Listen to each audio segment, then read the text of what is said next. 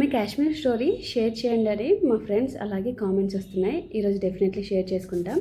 So Kashmir అనేది లైఫ్లో ఎవరైనా ఒకసారి వెళ్ళి రావాల్సిన ప్లేస్. చాలా బాగుంటుంది, కానీ చాలా జాగ్రత్తలు కూడా తీసుకోవాలి. కాశ్మీర్కి వెళ్ళిన ఫస్ట్ డే నుండి ఇంటికి వచ్చే వరకు ఆ 10 monthsలో అసలు ఎన్ని ట్విస్ట్లు వచ్చాయో అసలు లెక్కనే లేదు. చాలా ఇంట్రెస్టింగ్గా ఉంటాయి. ఇంకా ఫస్ట్ డే మా జర్నీ స్టార్ట్ అయింది. వరంగల్ నుండి ఢిల్లీ వరకు మేము ట్రైన్లో వెళ్ళాము. ఢిల్లీ నుండి కాశ్మీర్కి డైరెక్ట్ ఫ్లైటే, ఇంకా ట్రైన్ ఆప్షన్ అనేది ఉండదు.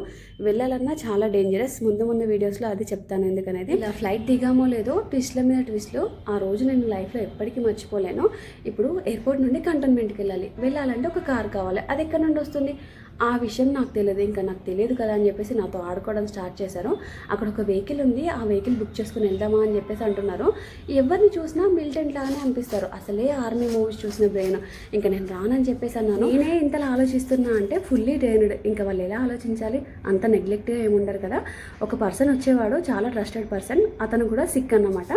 ఇంకా సెకండ్ ట్విస్ట్ వచ్చేసి ఇక్కడే స్టార్ట్ అయింది. నన్ను తీసుకెళ్ళి కాశ్మీర్ మార్కెట్లో విడిచిపెట్టి ఏదో సామాన్ తీసుకొస్తా అని మా హస్బెండ్ డ్రైవర్ ఇద్దరు వెళ్ళారు. అంతలోనే ఒక పర్సన్ వచ్చేసి మళ్ళీ అదే డ్రెస్లో విండో నాక్ చేశారు. ఇంకా నా టెన్షన్ ఇంత అంత కాదు. ఆ కార్ వచ్చేసి ఇదే కార్ అనమాట.